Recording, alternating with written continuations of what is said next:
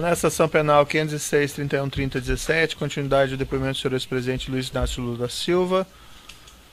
O Ministério Público falava então essa matéria. Eu refiro essa matéria, está na nota de rodapé 386 da denúncia, é uma matéria veiculada no portal UOL, dizendo que já havia um espaço físico reservado para ser a sede do Instituto, localizado perto do Parque do Ibirapuera. O imóvel da Rua Berbeck exatamente fica nesse local, né, lindeiro Avenida 23 de Maio, próximo ao Parque do Ibirapuera, e que esse projeto era tocado por um grupo de apoiadores. O senhor ex-presidente saberia explicar como a imprensa já sabia isso em 2010? Tem tanta coisa que a imprensa já sabe que a senhora não sabe, doutora. Tem tanta coisa, doutora. Então, doutora, é o seguinte, a senhora pode abrir um processo contra o jornalista do UOL que escreveu isso, ele pode explicar para a senhora. Pois não. A matéria diz, um prédio de 3 andares, próximo ao Parque do Ibirapuera, em São Paulo, está reservado para ser a sede. A mesma matéria diz, segundo a fonte, Lula e Marisa já visitaram o local. Em princípio, o presidente avaliou que o prédio seria muito grande, já Marisa, que deverá dar a palavra final, gostou do espaço. Essa matéria é uma disfarçatez. Eu visitei o prédio com a dona Marisa em junho de 2011 para dizer que nós não íamos adquirir aquele prédio, que não tinha nenhuma utilidade aquele local para fazer e que a gente iria pedir o terreno. Certo. Quem marcou essa visita, a que o senhor está fazendo referência, de 26 de julho de 2011? O Paulo Okamoto, presidente do Instituto Lula. Que data vênia já foi referido aqui, já foi esclarecido, por isso eu pediria a Vossa Excelência que observasse as respostas que já foram dadas, a fim de que não haja repetição das perguntas. Pois não. Nas respostas escritas que o senhor ex-presidente prestou nas investigações, evento 1, anexo 273, o senhor ex-presidente disse que não houve nenhum contato com o Grupo Odebrecht e reafirmou isso aqui hoje, com respeito ao imóvel da Rua Doutora Berbeck. Eu gostaria de mostrar ao senhor esses e-mails juntados aos autos, trocados entre Paulo Okamoto, que o senhor disse que era a única pessoa que conhecia, né, com quem o senhor tratou, da questão do terreno, e João Alberto Louveira, empregado da Odebrecht, agendando a visita do dia 26 de julho de 2011 no imóvel. É o evento 1, anexo 248. O senhor quer ver o e-mail? O companheiro Paulo Okamoto já esteve aqui. Deixa eu lhe falar, a senhora não pode ficar perguntando para mim e-mail de João falando com Maria se eu sou Lula. Não, é porque, como o senhor disse, não, que Paulo tem algum e-mail para mim? Doutora, tem algum e-mail para mim? Questão, tem algum e-mail para mim, doutora? No imóvel e houve uma troca de mensagens. Doutora, tem algum e-mail para mim? E a pergunta do Ministério Público. Doutora, tem algum e-mail para mim? Esteve nessa, a senhora pode esperar o depoente fazer a resposta. Eu estou respondendo a pergunta, inclusive. É que Vossa Excelência quer... Doutor, vamos aqui. A questão colocada ao senhor é a seguinte, o senhor tinha conhecimento dessas mensagens? Não tinha conhecimento, doutor. Eu só queria que a senhora perguntasse de coisas que foram direcionadas a mim. Certo. Sabe? Mas aí veja, não senhor ex-presidente, é uma pergunta normal, olha. Teve conhecimento disso ou não teve conhecimento disso? Pronto. Tem necessidade mas, doutor, o senhor sabe que uma coisa repetida muitas vezes. É a oportunidade que o senhor tem de se defender. Então a pergunta é normal, olha. Tem e-mails do fulano X com fulano Y. O senhor teve conhecimento disso? Não. É que já foi respondida, né, Excelência? O que é anormal é a repetição. Não, essa pergunta não foi. Doutora, mas deixa eu fazer só a pergunta para entender. Não, vamos seguir aqui as indagações. O senhor me permite, por favor? Permito. O senhor, ex-presidente, permite uma colocação? O que a minha colega estava dizendo é que o senhor, até o presente momento, tem apontado o senhor Paulo Okamoto como sendo a pessoa, o seu interlocutor para esses assuntos. E estes e-mails eram justamente dirigidos ao Paulo Okamoto. Deixa eu... E é só essa questão. Posso corrigir? Não foi apontado como interlocutor. Eu acho que a afirmação de Vossa Excelência não corresponde com o que foi dito pelo depoente. O depoente disse que foi informado da visita pelo senhor Paulo Okamoto. Não usou a palavra interlocutor que foi usada por Vossa Excelência. Mas não era o Paulo Okamoto que tratava Não, mas deixa eu falar, assunto? doutor, é que o Paulo Okamoto é presidente do Instituto Lula. Ele é o presidente. As pessoas não tinham nenhuma obrigação de conversar comigo sobre o Instituto. O Instituto tem uma diretoria. O Instituto tem conselho fiscal. Eu só estou querendo dizer, o Paulo Okamoto era o presidente, não, aliás, é o presidente do Instituto, que tem um conselho, sabe, que tem uma direção, e que, portanto, o Paulo não estava lá me representando. O Paulo estava discutindo as coisas em nome do interesse do Instituto. Quando o Lula morrer, que não existe mais, né? todo mundo sonha que não vai morrer, eu espero demorar muito, ou seja, o Instituto deve continuar, não vão tirar o meu nome porque eu morri. Então, se o Paulo for o presidente, ele vai continuar tratando do Instituto Lula do mesmo jeito. Mas seguimos adiante aí, né? Pois não. Nas respostas escritas que o senhor prestou durante as investigações, anexo 273, evento 1, o senhor ex-presidente disse que o imóvel da Rua Berbeck teria, então, sido oferecido ao Instituto da Cidadania, mas que recusou a aquisição conforme deliberação da diretoria. O item é da resposta desse anexo a que fiz referência. O senhor ex-presidente poderia explicar quando a diretoria se reuniu para deliberar sobre isso? Não sei, querida, não sei. Como ocorreu essa deliberação? Na deliberação, no dia que eu fui lá, pelo menos. Houve uma reunião específica para isso? Eu não, eu fui convidado a ir visitar o terreno, que era um terreno que estava sendo oferecido para compra, e nós fomos lá e achamos inadequado. E essa deliberação foi formalizada de alguma maneira? Não. Essa deve ter sido depois, na reunião da direção, deve ter discutido que não aceitou. O senhor tem conhecimento da formalização? Não tenho, querida, não tenho. Também pediria que o senhor ex-presidente referisse ao membro do Ministério Público pelo tratamento protocolar devido. Como é que seria? Doutora... Senhor ex-presidente, aí eu vou pedir realmente, até peço escusas, não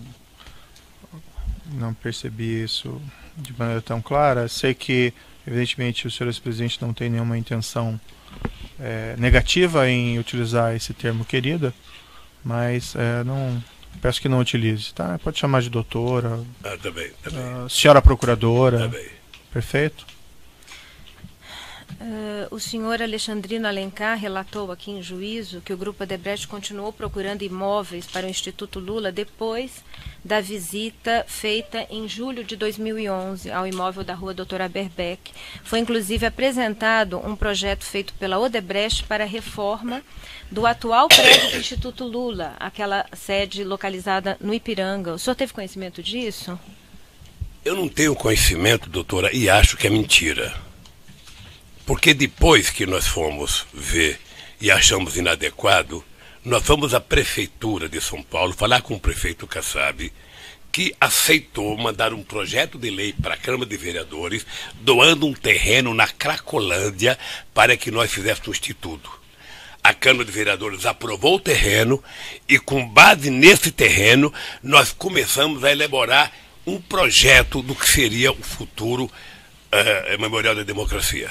Eu não me refiro, na pergunta que fiz, ao projeto apresentado pelo Escritório de Arquitetura de Marcelo Ferraz para o terreno da área central de São Paulo. Eu me refiro aos projetos que estão juntados nos autos, no evento 928, que são projetos produzidos pela Odebrecht, segundo Alexandrino Alencar, a pedido, e que houve grande prospecção de imóveis durante mais de 2 anos para o Instituto Lula após a desistência. O senhor confirma esse fato? Não, o senhor tem conhecimento? Não acredito nisso.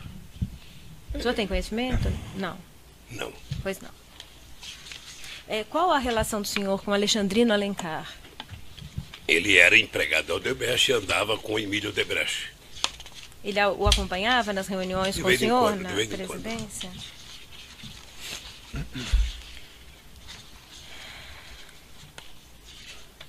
Peço só um momento, por favor.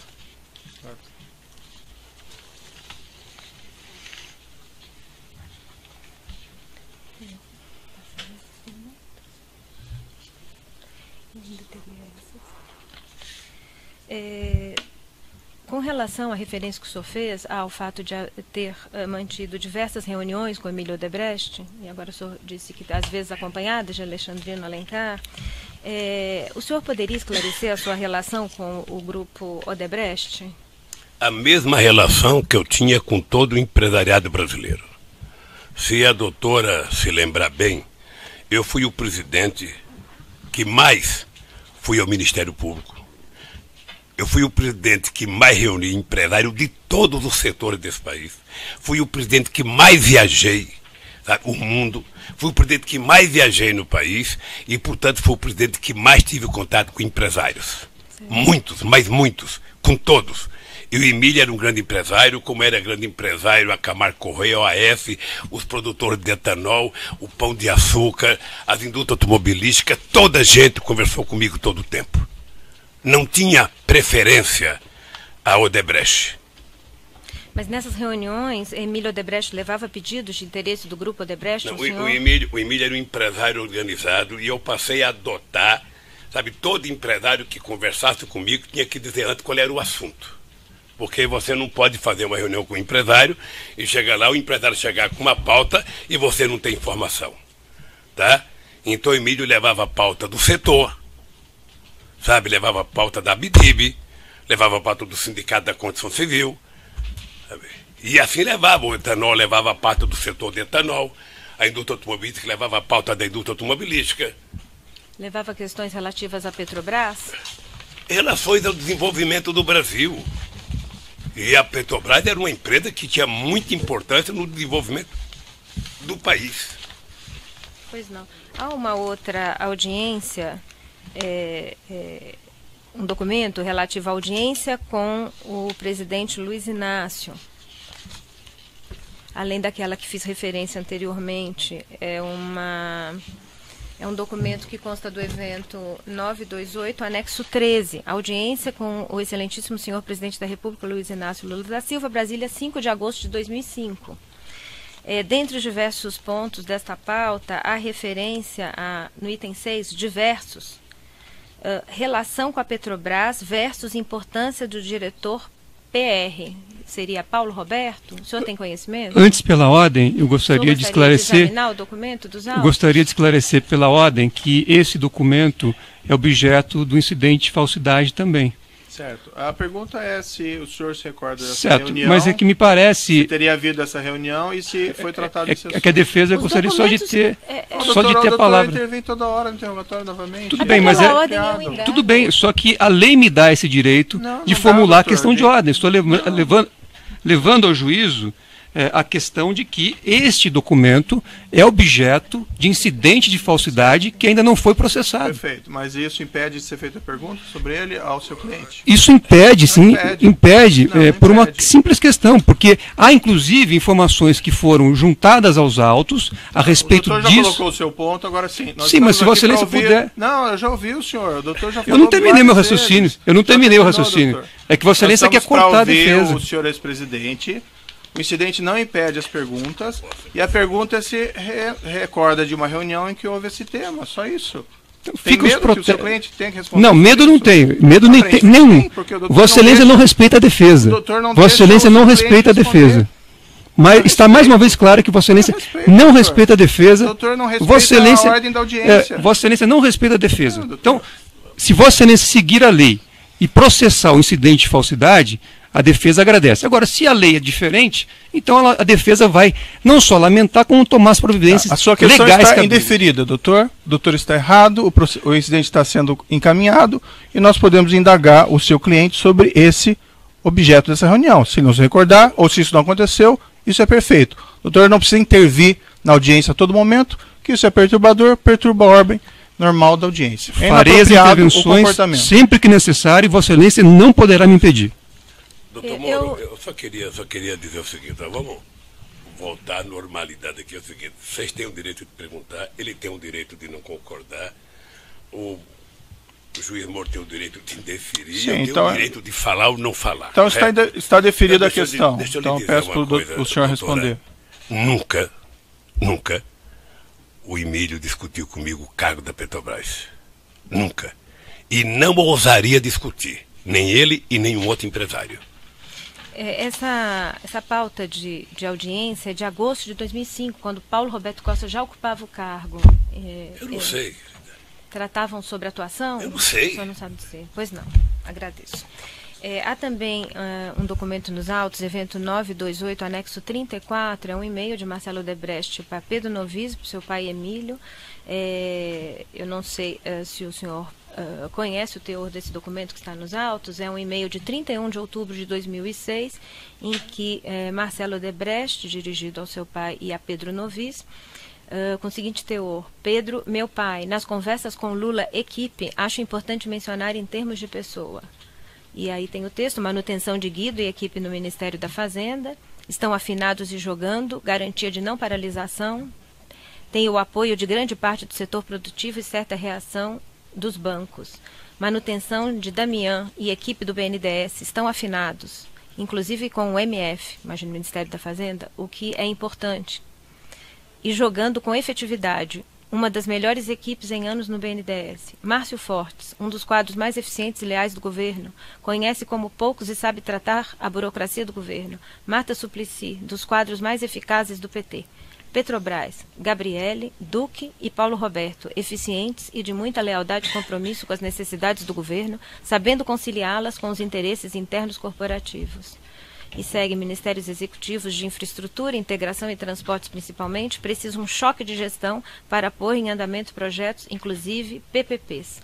Eu indago ao senhor especificamente com relação à referência a Petrobras, Gabriele, Duque, Paulo Roberto, nessa época, outubro de 2006. O senhor tratou desses assuntos, senhor Emílio? Doutora, por favor, não pince apenas o Paulo Roberto ou a Petrobras. O senhor quer ver o documento? Ou seja, é a primeira vez que eu vejo alguém, sabe, elogiar um conjunto de pessoas do governo, elogiar o ministro da Fazenda, elogiar o presidente do BNDES, elogiar tudo, e a senhora tenta excluir ir na Petrobras. Eu vou lhe dizer uma coisa: o Paulo Roberto era um técnico que foi escolhido por ser competente. O Zé Sérgio Gabriele era o presidente da Petrobras por competência. Portanto, as pessoas elogiarem não é demérito, não. É motivo de orgulho para quem era presidente da República. Era motivo de orgulho. Portanto, eu tenho orgulho se as pessoas elogiaram gente do meu governo. Certo, a pergunta objetiva é se o senhor Emílio Odebrecht não elogiou tocou em essas assunto pessoas ou tratou das questões dos diretores com o senhor ex-presidente. Eu vou repetir, eu pensei que eu tinha respondido, doutor Moro. Sabe, não é exatamente como ela quer que eu responda, mas como eu sei responder. Né? Nunca, vou repetir, nunca o Emílio Odebrecht ou qualquer outra pessoa, sabe, de empresário discutiu comigo, diretor de empresa pública. Na pauta de reunião, também juntada aos autos, é uma pauta do dia 17 de janeiro de 2007. Só registra um papel apócrifo e que também é objeto de incidente de falsidade ainda não processado. Pois não. Trata-se do documento juntado pelo colaborador Emílio Odebrecht, que está no evento 928, anexo 8. Não sei se o senhor quer olhar o documento. Doutor, o Emílio é colaborador de quem? Do Ministério Público? Celebrou acordo de colaboração com a Procuradoria-Geral da República, homologado pelo Supremo Tribunal Federal. Sabe que eu poderia utilizar uma fala do doutor Moro.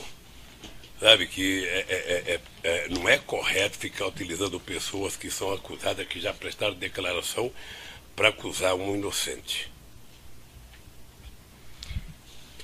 Pois não. Neste documento a que fiz referência, há um tópico que diz: orientação como EO, Emílio Odebrecht, proceder com JD, José Dirceu, mais AP, Antônio Palocci, e R, semanal versus J. O senhor ex-presidente orientava Emílio sobre como proceder com José Dirceu. Essa leitura é textual que Vossa Excelência fez? É fruto da colaboração. Não, mas a pergunta, a leitura que Vossa Excelência fez é textual, entre aspas, ou Vossa Excelência inseriu informações na leitura? Orientação como EO proceder com JD, mais AP e R semanal versus J. Tá. A leitura anterior, então, não era textual. Não. Agora a leitura é textual. Trata-se de documento apresentado por réu colaborador. O senhor... A pergunta. A pergunta. Refaço a pergunta ao senhor. O senhor orientava Emílio Odebrecht sobre como proceder com relação a José Dirceu e Antônio Palocci? Doutora, por que eu haveria de orientar o Emílio como conversar com qualquer pessoa? Parece que ele negou o conteúdo dessas atas todas e nega o contato. Já está, então, essa questão já encerrei com relação às atas. Pois não.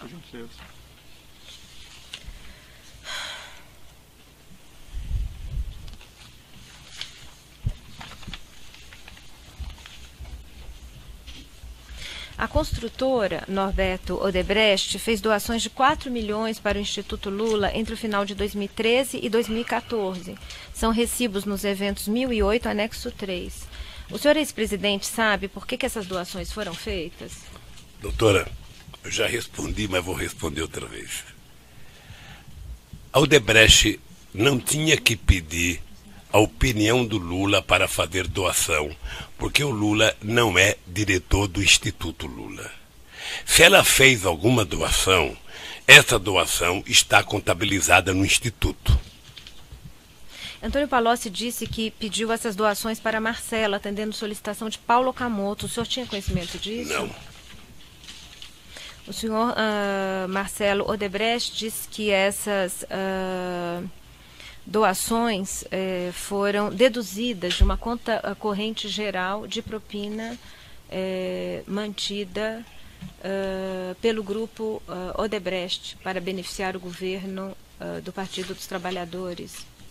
E, doutora, essa é a peça de ficção mais hilariante que eu vi na fala do Palocci. Eu, sinceramente, eu não sei qual era a relação que o ex-ministro Palocci tinha com o doutor Marcelo Odebrecht. Eu não sei. Os dois têm mais de 35 anos de idade, têm autonomia, conversava e nunca me pediram para conversar.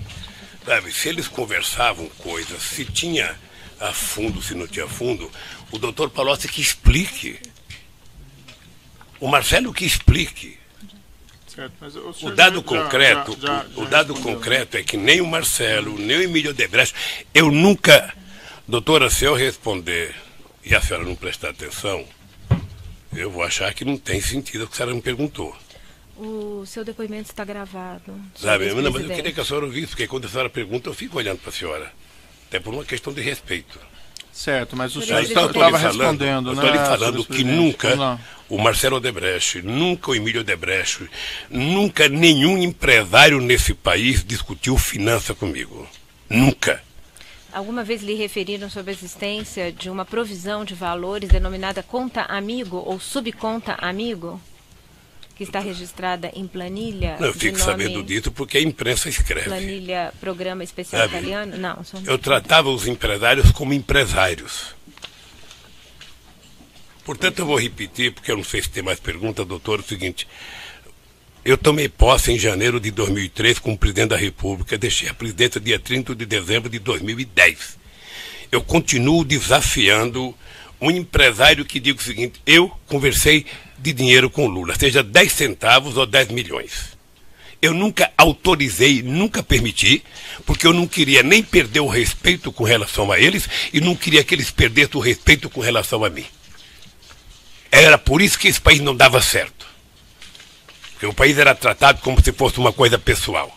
Certo, mas o senhor já respondeu isso. Pois aí. Não, eu tenho uma questão adicional antes com relação à empresa DAG. O senhor conheceu a empresa DAG? Doutora, que foi eu não conheço a empresa DAG. Nem antes, nem durante e nem depois. Tudo que eu sei da empresa DAG é o que vocês falam pela imprensa, é o que a imprensa publica. Certo. Por favor. Consta que a empresa DAG efetuou custos com o afretamento de uma aeronave que foi cedida para uso do senhor ex-presidente em viagem realizada à República Dominicana, o que é objeto de uma ação que corre na 10ª Vara Federal. Posso citar o número 0016 093 96 2006 401 3400. Consta dessa ação que a empresa DAG então afretou a aeronave. O senhor tinha relação com essa empresa DAG, como acabei de perguntar anteriormente? Doutora, eu fiz 76 viagens nesse mundo para fazer palestra. Eu não contratava palestra. E eu não contratava avião. As pessoas que me contratavam tinham a obrigação de me pegar em São Paulo, me levar onde ia essa palestra e me trazer de volta para São Paulo. Eu nunca fui saber, sabe, quem é que pagava, porque nos contratos meus, a empresa que me contratava era obrigado a garantir o direito de ir e vir meu. Portanto, eu não sei se quem pagou foi a DAG, Itaú, Bradesco, Bamerindos. Não tem a menor noção. E o senhor tem conhecimento? Agora, se tiver, deve estar no contrato. O senhor tem conhecimento que a empresa DAG fez pagamento da ordem de R$800 mil para o senhor Glaucus da Costa Marques no bojo da contratação deste imóvel da rua Doutor Aberbeck Brandão? Eu vi no depoimento do Glauco ele dizendo isso. Agora, pelo que ele disse, ele tinha direito de receber. É a participação dele no negócio, na venda? Qual é o erro? O senhor sabe se ele empregou recursos nessa Não sei, compra? não sei.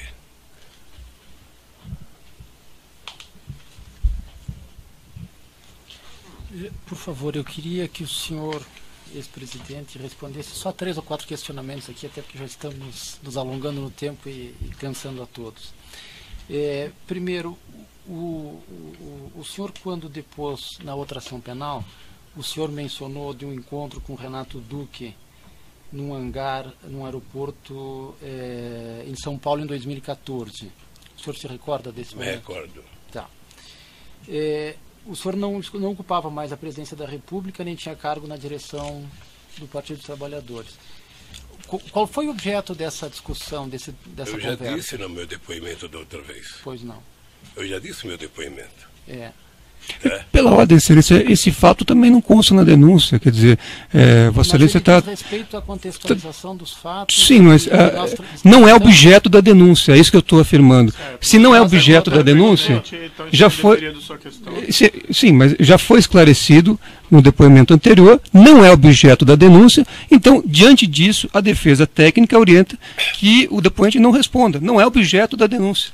Tem alguma questão complementar, doutor, sobre esse conteúdo? Gostaria de fazer, ainda que a orientação seja para não responder? Não, eu queria só que ele esclarecesse qual é a razão pela qual ele conversou com o Renato Duque, até porque, doutor, se o senhor me permitir concluir, por favor,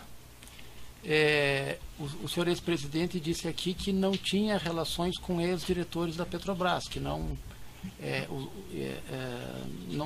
lidava com eles corriqueiramente, no dia a dia. Tá? Então eu queria saber qual é a razão de, neste momento, ter encontrado o Renato Duque. Mas se a orientação é de não responder... Esta questão, como eu já disse, não é objeto desta ação penal. Então, aqui o depoente está para fazer sua autodefesa em relação ao objeto dessa ação penal. O objeto dessa ação penal são 8 contratos firmados pela Petrobras. Certo, com consórcios da empresa Odebrecht já entendemos a posição e 2 da imóveis. Defesa. Então, o senhor ex-presidente não pretende responder essa questão? Não, ele poderia fazer como o senhor fez no começo. Certo. Mas Pegar assim, doutor, tem alguma respostas questão que eu dei. adicional relativa ao que ele já respondeu? Porque ele já respondeu realmente sobre esse fato e eu estou aproveitando o depoimento. Então vamos Se tiver algum ponto adicional, sim. Se não, daí... Vamos deixar. Mas só mais um esclarecimento aqui. O senhor usou uma expressão quando falou do apartamento contíguo ao seu apartamento lá em São Bernardo, que houve o falecimento do proprietário e a aquisição. O senhor utilizou uma expressão que foi lógica sequencial, que a lógica sequencial foi comprar para continuar a poder utilizando aquela... Não foi feita essa afirmação. A lógica sequencial... Pois não. A lógica sequencial Sim. foi continuar pagando aluguel. Porque eu já havia pagando desde 1998, quando eu comprei. Certo. Então, a lógica sequencial era continuar ocupando e que o aluguel continuasse a ser pago, era isso. Mas quem fazia o pagamento dos aluguéis Já era foi a Presidência da esclarecido. República? Doutora, de 2007 para diante, quem pagava isso até o dia 31 de janeiro de 2010 era a segurança da Presidência da República. A União Federal, né? A Presidência da República, a União. Isso está documentado nos autos, Excelência. Eu não sei quem Várias vezes foi feita essa O depoente afirmação. acabou de dizer que ele vinha pagando. Certo, é que já porque consta eu documento tentei dos pagava autos. antes. Não, o ponto só que eu queria esclarecer aqui é que o senhor não cogitou da compra do imóvel... Não cogitei da compra do imóvel porque a dona Marisa não queria morar mais lá. O terceiro aspecto que eu queria que Vossa Excelência, por favor, esclarecesse é o seguinte: o senhor Antônio Palocci foi seu ministro, foi seu companheiro de partido, o senhor o demitiu como ministro, ele foi eleito deputado federal. O senhor o conhecia talvez melhor do que qualquer uma das pessoas nessa sala. Tá? Eu pergunto, o senhor nunca identificou essa faceta que o senhor tão negativo que o senhor está atribuindo? Não, eu terminei elogiando o Palocci. Eu disse que o Palocci foi um ministro da Fazenda muito competente, que ajudou muito esse país. Tá? Eu disse que eu não conhecia, era essa simulação que ele fez aqui a semana passada.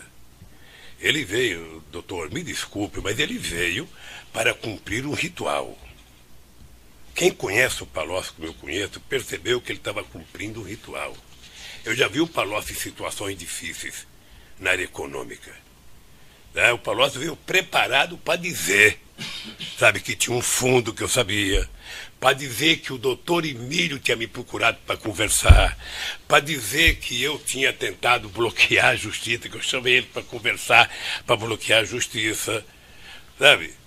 Então, foi um conjunto de simulações que o Palocci fez, por isso que eu utilizei a palavra simulador, tudo com o objetivo de duas coisas, sabe? Que é o objetivo de diminuir a pena dele, ganhar os benefícios da delação e, quem sabe, ficar com um pouco dos recursos que foi bloqueado, que ele ganhou como consultor. É isso ficou claro quando ele disse, estou aqui para ter os benefícios da lei. Eu lamento, porque eu sou um cara que gostei muito do Palocci, tive boa relação com o Palocci, acho que o Brasil deve ao Palocci, sabe? Mas, lamentavelmente, sabe, o Palocci se prestou a um serviço, sabe, pequeno, porque inventar inverdades para tentar criminalizar uma pessoa que ele sabe que não cometeu os crimes que ele alegou é muito desagradável. Eu fico pensando como é que está pensando a mãe dele agora, que é militante do PT e fundadora do PT. Eu fico imaginando como é que estão as pessoas que militavam com ele no PT. Então é lamentável. Eu, sinceramente, não tenho raiva do Palocci. Não leve essa imagem que eu tenho raiva do Palocci. Eu tenho pena dele ter terminado uma carreira tão brilhante da forma que ele terminou. Certo, vamos interromper pelo tamanho do áudio.